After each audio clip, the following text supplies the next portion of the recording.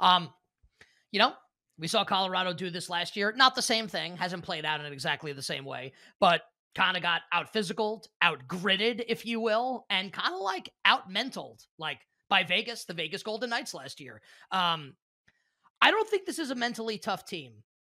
And McKinnon kind of sat up there and kind of took his lumps after they got eliminated in six by Vegas last year, and basically was like, the personal accolades are great. He's widely considered to be one of the best players in the sport, but until they win a Stanley Cup, like there's really nothing to say. And he was praised for that, and that was kind of the whole thing with Colorado coming into the regular season and the postseason was it's Stanley Cup or bust. And is this team different now? And they say they are.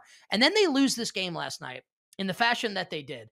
And McKinnon after the game, and this is not like, it's not like quotes in a press conference can determine like who wins and loses, but he's like, I hope that this is going to be a good thing for us. And it's not what you want to hear from a team that has kind of spit the bit in the big spot before, a team that, to me, they've got to prove it to me that they're mentally tough enough to make it happen.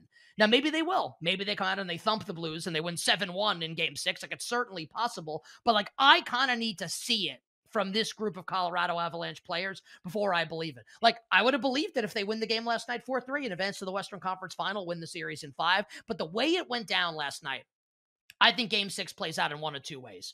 I think the Blues either win game six and then go to Colorado and win game seven, or the Avalanche, and you bet them on the puck line and they win by like 4 goals. That's kind of how I see this playing out here. And I don't know that Colorado wins a close game in St. Louis. They could, of course, not just, it kind of contradicts my thesis here. So I'm going to bet St. Louis tomorrow night. I'll take St. Louis plus 155, and even if I lose, I'm content making the bet because it's a bet against what I perceive to be a mentally weak team in spots like this. Against, by the way, a team that is battle tested, championship proven, and can rise to the occasion in the big spots and proved it last night.